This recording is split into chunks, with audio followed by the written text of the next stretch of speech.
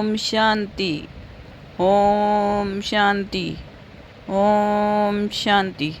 आज है 24 मई 2025।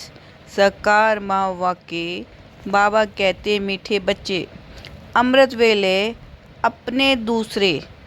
जब सब संकल्पों को लॉकअप अर्थात बंद कर एक बाप को प्यार से याद करो। बाप से मीठी मीठी रूहान करो। मीठे बच्चे, अमृत वेले अपने दूसरे। सब संकल्पों को लॉकअप अर्थात बंद कर एक बाप को प्यार से याद करो। बाप से मीठी मीठी रूहान करो। माना एक अमृत वेला ही ऐसा समय है जब आत्मा और परमात्मा का मिलन होता है। आत्मा बाबा से बात करती है और बाबा बहुत अच्छी तरह आत्मा की बात सुनता है। अर्थात बच्चे बाबा से बात करते हैं और बाबा बच्चों से बातें करते हैं।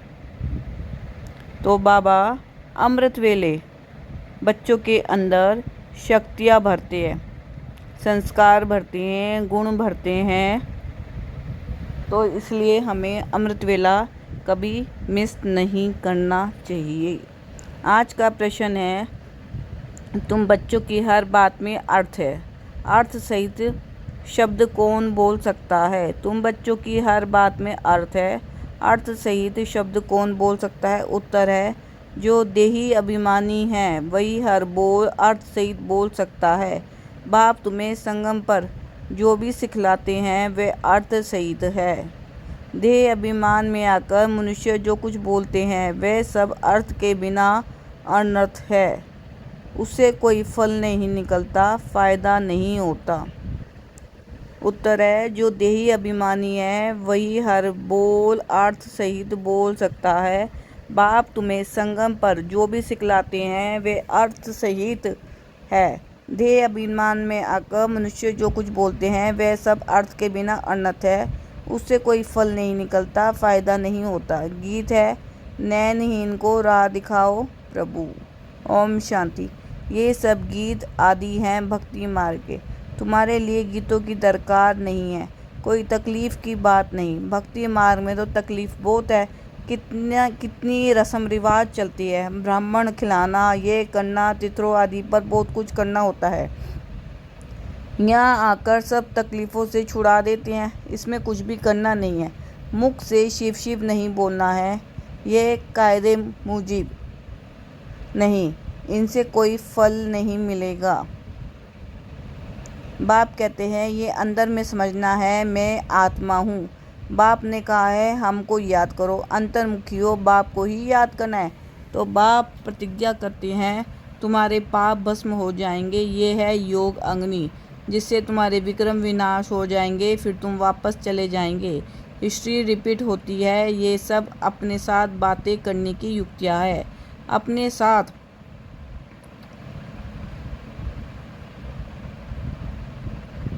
साथ रूह रिहान करते रहो।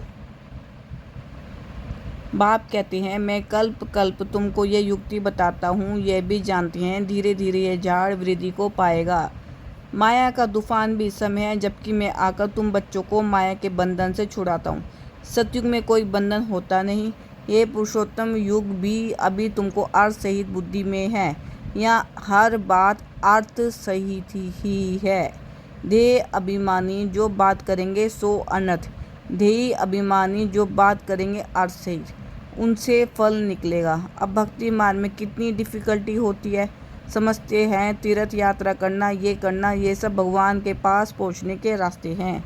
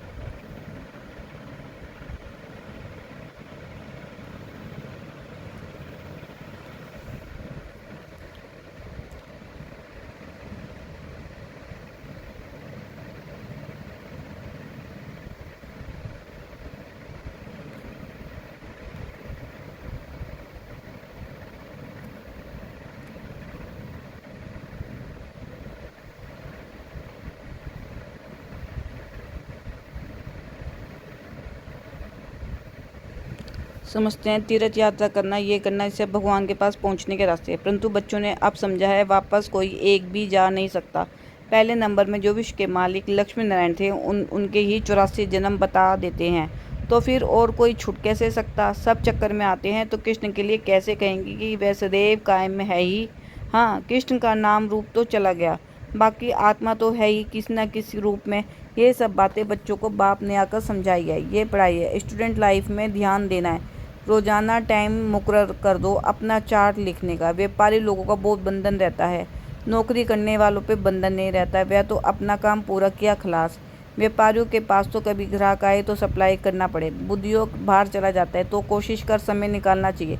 अमृत वेला का समय अच्छा है, उस समय बाहर के विचारों को लॉकअप कर देना चाहिए, कोई भी ख्याल ना आए। बाप की याद रहे, बाप की महिमा में लिख देना चाहिए बाबा ज्ञान का सागर पतित पावन है। बाबा हमको विश्व का मालिक बनाते हैं, उनकी श्रीमत पे चलना है। सबसे अच्छी मत मिलती है मन मना भव, दूसरा कोई बोल ना सके। कल्प कल्प ये मत मिलती है तमो प्रधान से सतो प्रधान बनने की। बाप सिर्फ कहते हैं मामे कम याद करो, इसको कहा जाता है वशीकरण मंत्र। अर्थ सहित याद करने से ही खुशी होगी। बाप कहते हैं आप व्यभिचारी याद चाहिए। जैसे भक्ति में एक शिव की पूजा अव्यभिचारी है, फिर व्यभिचारी होने से अनेकों की भक्ति करते हैं। पहले थी अद्वैत भक्ति, एक की भक्ति करते रहे। ज्ञान भी उस एक का ही सुनना है। तुम बच्चे जिसकी भक्ति करते रहे वह स्वयं तुम्हें समझा रहे हैं। मीठे मीठे बच्चे, अभी मैं आया हूँ। ये भक्ति कल्ट अभी पूरा हुआ। तुमने ही पहले पहले एक शिव बाबा का मंदिर बनाया। उस समय तुम आप व्यभिचारी भक्त थे, इसलिए बहुत सुखी थे। फिर व्यभिचारी भक्त बनने से दैत्य में आ गए, तब थोड़ा दुख होता है। एक बाप तो सबको सुख देने वाला है ना। बाप कहते हैं मैं आकर तुम बच्चों को मंत्र देता हूँ, मंत्र भी एक का ही सुनो। यहाँ देहधारी कोई भी नहीं, यहाँ तुम आते ही हो बाप दादा के पास। शिव बाबा से ऊंच कोई है नहीं, याद भी सब उसको करते हैं। भारत ही स्वर्ग था, लक्ष्मी नारायण का राज्य था, उनको ऐसा किसने बनाया जिनकी तुम फिर पूजा करते हो। किसको पता नहीं माँ लक्ष्मी कौन है, माँ लक्ष्मी का आगे जन्म कौन सा था। तुम बच्चे जानते हो वह है जगत अम्बा। तुम सब माता ही हो, वंदे मातरम। सारे जगत पर ही तुम अपना दांव जमाती हो। भारत माता कोई एक का नाम नहीं। तुम सब शिव से शक्ति लेते हो, योग बल से। शक्ति लेने में माया इंटरफियर करती है। युद्ध में कोई अंगुली लगाती हैं तो बहादुर हो लड़ना चाहिए, ऐसे नहीं कोई ने उंगली लगाई और तुम फंस पड़े। ये है ही माया की युद्ध, बाकी कोई कौरव और पांडवों की युद्ध है नहीं, उनकी तो आपस में युद्ध है। मनुष्य जब लड़ते हैं तो एक दो गज जमीन के लिए गला काट देते हैं। बाप आकर समझाते हैं ये सब ड्रामा बना हुआ है। राम राज्य रावण राज्य, अभी तुम बच्चों को ये ज्ञान है कि हम राम राज्य में जाएंगे, वहाँ था सुख है, नाम है ही सुखधाम, वहाँ दुख का नाम निशान नहीं होगा। अब जबकि बाप आए हैं ऐसी रजाई देने तो बाप बच्चों को कितना पुरुषार्थ करना चाहिए। घड़ी घड़ी कहता हूँ बच्चों थको मत, शिव बाबा को याद करते रहो। वह भी बिंदी है, हम आत्मा भी बिंदी है। यहाँ पाठ बजाने आए हैं, अब पाठ पूरा हुआ है। अब बाप कहते हैं मुझे याद करो तुम विक्रम विनाश होंगे। विक्रम आत्मा पर ही चढ़ते हैं ना, शरीर तो यहाँ ख़त्म हो जाएंगे। कई मनुष्य कोई पाप कर्म करते हैं तो अपने शरीर को ही ख़त्म कर देते हैं, परंतु इससे कोई पाप उतरता नहीं है। पाप आत्मा कहा जाता है। साधु संत आदि तो कह देते आत्मा निर्लिप है, आत्मा सु परमात्मा अनेक मते है। अभी तुमको एक श्रीमत मिलती है, बाप ने तुम्हें ज्ञान का तीसरा नेत्र दिया है। आत्मा ही सब कुछ जानती है, आगे ईश्वर के बारे में कुछ नहीं जानते। सृष्टि चक्र कैसे फिरता है, आत्मा कितनी छोटी है, पहले पहले आत्मा का रियलाइजेशन कराते हैं। आत्मा बहुत सूक्ष्म है, उनका साक्षात्कार होता है। वह सब है भक्ति मार्ग की बातें, ज्ञान की बातें बाप ही समझाते हैं। वह भी भ्रुकुटी के बीच में आकर बैठते हैं बाजू में, यह भी झट समझ लेते हैं। ये सब है नई बातें जो बाप ही बैठकर समझाते हैं। ये पक्का याद कर लो, भूलो नहीं। बाप को जितना याद करेंगे उतना विक्रम विनाश होंगे। विक्रम विनाश होने पर ही आधार है तुम्हारे भविष्य का। तुम बच्चों के साथ साथ भारत खंड भी सबसे सौभाग्यशाली है। इन जैसा सौभाग्यशाली दूसरा कोई खंड नहीं है। यहाँ बाप आते हैं, भारत ही हेवन था जिसको गार्डन ऑफ अल्लाह कहते हैं। तुम जानती हो बाप फिर से भारत को फूलों का बगीचा बना रहे हैं। हम पढ़ते ही हैं वहाँ जाने के लिए, साक्षात्कार भी करते हैं। ये भी जानते हैं कि यह वही महाभारत लड़ाई है, फिर ऐसी लड़ाई कभी लगती नहीं है। तुम बच्चों के लिए नई दुनिया भी जरूर चाहिए। नई दुनिया थी ना, भारत स्वर्ग था। 5000 वर्ष हुए लाखों वर्ष की तो बात ही नहीं, लाखों वर्ष होते तो मनुष्य अनगिनत हो जाएं। यह भी कोई की बुद्धि में नहीं बैठता कि इतना हो कैसे सकता, जबकि इतनी आदमशुमारी नहीं है। अभी तुम समझते हो। आज से 5,000 वर्ष पहले हम विश्व पर राज्य करते थे और कोई खंड नहीं थे। वह होते हैं बाद में। तुम बच्चों की बुद्धि में ये सब बातें और किसकी बुद्धि में बिल्कुल नहीं है। थोड़ा भी इशारा दो तो समझ जाए, बात तो बराबर है। हमारे पहले जरूर कोई धर्म था। अभी तुम समझा सकते हो कि एक आदि सनातन देवी देवता धर्म था। वे प्राय लोप हो गया। कोई अपने को देवता धर्म के लिए कह नहीं सकते। कोई अपने को देवता धर्म के कह नहीं सकते। Underline this line. समझते ही नहीं कि हम आदि सनातन देवी देवता धर्म के थे। फिर वह धर्म कहाँ गया, हिंदू धर्म कहाँ से आया, कोई को भी इन बातों में चिंता नहीं चलता है। तुम बच्चे समझा सकते हो। बाप तो है ज्ञान का सागर। ज्ञान की अथॉरिटी तो जरूर ज्ञान सुनाया होगा। ज्ञान से ही सदगति होती है, इसमें प्रेरणा की बात नहीं। बाप कहते हैं जैसे अब आए हैं वैसे कल आता हूँ। कल बाद भी आकर फिर सब बच्चों से मिलेंगे। तुम भी ऐसे चक्कर लगाती हो, राज्य लेते हो फिर गवाते हो। यह भेद का नाटक है। तुम अभी एक्टर्स हो। आत्मा एक्टर होकर क्रिएटर डायरेक्टर मुख्य एक्टर को ना जाने तो वह क्या काम की। तुम बच्चे जानती हो कैसे आत्मा शरीर धारण करती है और पाठ बजाती है। अब फिर वापस जाना है। अब इस पुरानी दुनिया का अंत है। कितनी सहज बात है। तुम बच्चे ही जानते हो बाप कैसे गुप्त बैठे हैं। गोदरी में करतार देखा। अब देखा जाए, ये जाना कहे कि बात एक ही है। आत्मा को देख सकते हैं परंतु उससे कोई फायदा नहीं है। कोई को समझ में आ न सके। नोंदा भक्ति में बहुत साक्षात्कार करते हैं। आगे तुम बच्चे भी कितने साक्षात्कार करते थे। बहुत प्रोग्राम आते थे। फिर पिछाड़ी में ये खेल पाल हुआ, तुम देखेंगे। अब तो बाप कहते हैं पढ़कर होशियार हो जाओ। अगर नहीं पढ़ेंगे तो फिर जब रिजल्ट निकलेगी तो मुंह नीचे हो जाएगा। फिर समझेंगे हमने कितना समय वेस्ट किया। जितना जितना बाप की याद में रहेंगे, याद के बल से पाप मिट जाएंगे। जितना बाप की याद में रहेंगे उतना खुशी का पारा चढ़ेगा। मनुष्य को ये पता नहीं है कि भगवान को क्यों याद किया जाता है। कहते भी हम माता पिता, अर्थ नहीं जानते। अभी तुम जानते हो। शिव के चित्र पर समझा सकते हो। ये ज्ञान का सागर पतित पावन है, उनको याद करना है। बच्चे जानते हैं वही बाप आया है सुख गनेरे का रास्ता बताने। ये पढ़ाई है। इसमें जो जितना पुरुषार्थ करेगा उतना ऊंच पद पाएंगे। यह कोई साधु संत आदि नहीं जिसकी गद्दी चली आई हो। यह तो शिव बाबा की गद्दी है। ऐसे नहीं ये जाएगा तो दूसरा कोई गद्दी पर बैठेगा। बाप तो सबको साथ ले जाएंगे। कई बच्चे व्यर्थ ख्यालों तुम्हें अपना समय वेस्ट करते हैं। सोचते हैं खूब धन इकट्ठा करें, पुत्र पोतरे खाएंगे, बाद में काम आएगा, बैंक लॉकर में जमा करें। बाल बच्चे खाते रहेंगे परंतु किसको भी गवर्नमेंट छोड़ेगी नहीं। इसलिए उसका जास्ती ख्याल ना कर अपने भविष्य कमाई में लग जाना चाहिए। अब बच्चों को पुरुषार्थ करना है। ऐसे नहीं कि ड्रामा में होगा तो करेंगे। पुरुषार्थ बगैर खाना तो नहीं मिलता, परंतु किसकी तकदीर में नहीं है तो फिर ऐसे ऐसे ख्यालात आ सकते हैं। तकदीर में है ही नहीं तो फिर ईश्वरीय तदबीर भी क्या करेगी। जिनकी तकदीर में है वे अच्छी रीति धारण करते और कराते हैं। बाप तुम्हारा टीचर भी है, गुरु भी है, तो उनको याद करना चाहिए।